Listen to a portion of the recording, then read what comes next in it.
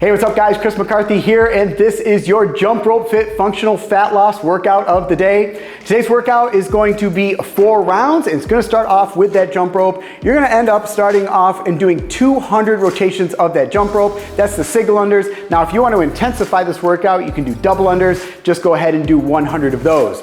After you've completed the jump rope portion, now we're going to move on. We're going to do 16 dumbbell single arm clean and press on the right arm. After that, we're going to go right back to that jump rope again for their 200 rotations of that jump rope or the 100 double unders. Then we're going to move on and do 16 dumbbell single arm clean and presses on the left arm. After you've completed that, now we're moving right back to that jump rope again for another 200 rotations of that jump rope or the 100 double unders if you want to intensify the workout. Then we're going to end this workout with 16 weighted rush and twists. Really going to work that core, really going to work the abs. And like I said, that completes 1 round of that, but like I said, we're going to complete a total of 4 rounds today. All right guys, that is the workout of the day. Let's go over all the movements.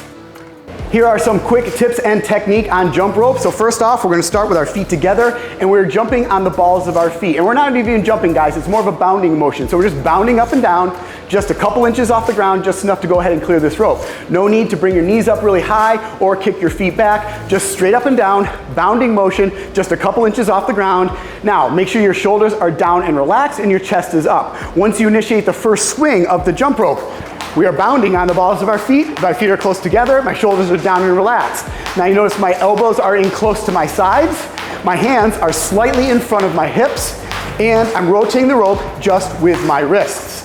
So a couple things there, keeping those elbows in close to our sides. We want to make sure we are doing that. If your hands start to trail out, what happens is that jump rope comes up off of the ground, and basically that shortens up the rope. As it comes around, you're gonna go ahead and trip on that. Also, hands slightly in front of the hips. You should be able to see your hands in your peripheral vision right in front of your hips. If you start to see them trail backwards, what's gonna happen here is that is pulling the rope back. So as it comes up over your head, it's gonna end up tripping on your toes. So you wanna make sure those hands are slightly in front of your hips. Also, making sure you're rotating the rope just with your wrists. It's just a quick little flick of the wrist. We don't have to have a lot of movement at the elbow joint or at the shoulder joint. Keep it all in tight, and just a little flick of that wrist is all you need to rotate that rope.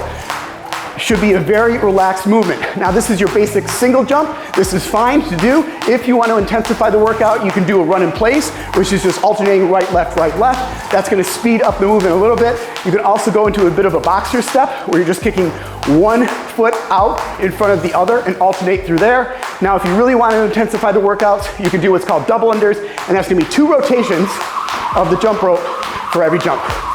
All right guys, those are some tips to get the best benefit and efficiency out of your jump rope. These are single arm dumbbell clean and press. So we're going to start with the dumbbell on the ground between our legs. Feet should be a little bit wider than hip width apart. Toes are tracking out slightly here or pointed out slightly. As we go into that squat, to go ahead and grab that dumbbell, knees are going to track out over those toes. We're going to hinge at the hips. We're going to keep our chest up. We're going to grab this dumbbell. From here, we're going to press through the floor, bringing that dumbbell up to full extension, opening up those hips at the top. Now from here, we're going to pull that dumbbell up into that front rack clean position. We're going to go back into a little bit of a mini squat here, and then we're going to send those knees back, open up those hips, and push that dumbbell up overhead. So from here, gonna squat down, knees are tracking out over those toes, grab this dumbbell, clean up in a front rack position, back into this little bit of a mini squat from here, send those knees back, open up the hips, push it all the way up. Now back down, clean it up front rack position and push, clean rack position and press. One more, clean position and press. Those are single arm dumbbell clean and press. These are Russian twists. We're gonna need a light dumbbell for this. We're gonna sit down on the ground.